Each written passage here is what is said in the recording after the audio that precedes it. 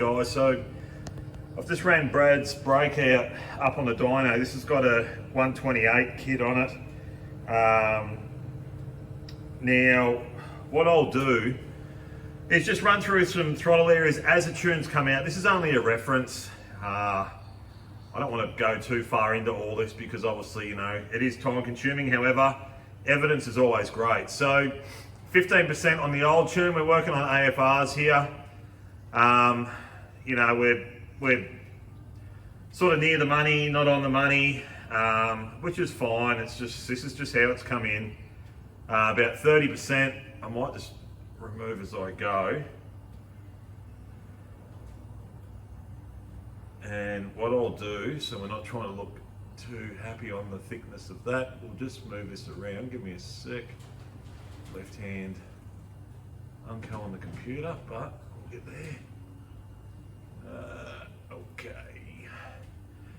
So what we can see is obviously the front cylinder marginally lean, coming down to where we want to be as an AFR, trying to continue, falling deep at 4,500, and then obviously scaling up after 5 grand and going into lean state, and then the rear cylinder's just running lean consistently. So what are we seeing here? The rear cylinder obviously running hot, lack of performance due to non-fuel allowance in the tune itself. Okay, like I said, this is just only reference stuff, whatever. We are going to correct this and it'll fucking hammer when it's done. Now, what was I up to?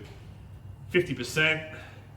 So front cylinder, obviously starting early, lean state, and then coming in at about 2,600, we are dipping down into rich state, which we are seeing a 12.0 for a period of time. And then in the 12s, and then trying to come back up to 13.0 at 4,700, then going lean. Rear cylinder, running hot, lack of power, not enough fuel, like I said in my example on the dyno tuning video on YouTube the other day that I've done.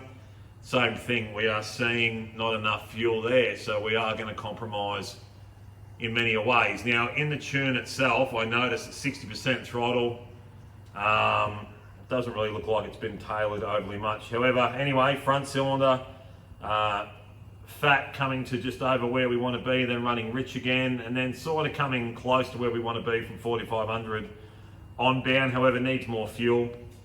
That rear running lean yet again, not even coming close to where we want to be on our air fuel ratio.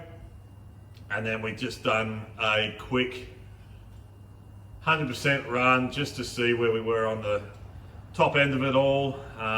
Fat as on the front, like we are sitting on 12.0 pretty much the whole way. The rear cylinder looking better, however, I could still tidy that up quite a lot for what it is.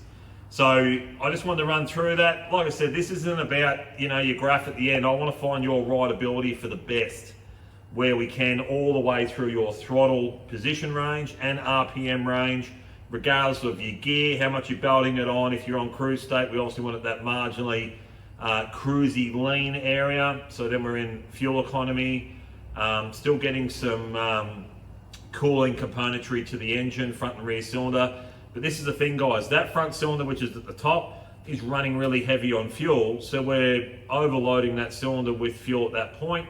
And then the rear, we're somewhat where we want to be. So you can see how they fight against one another. That front cylinder is just too damaging on fuel.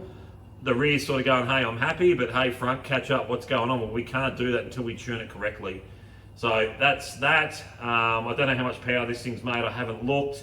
I'd rather just get in and tune it up because I know it's not right. So let's just get that done and we'll get it back to the owner.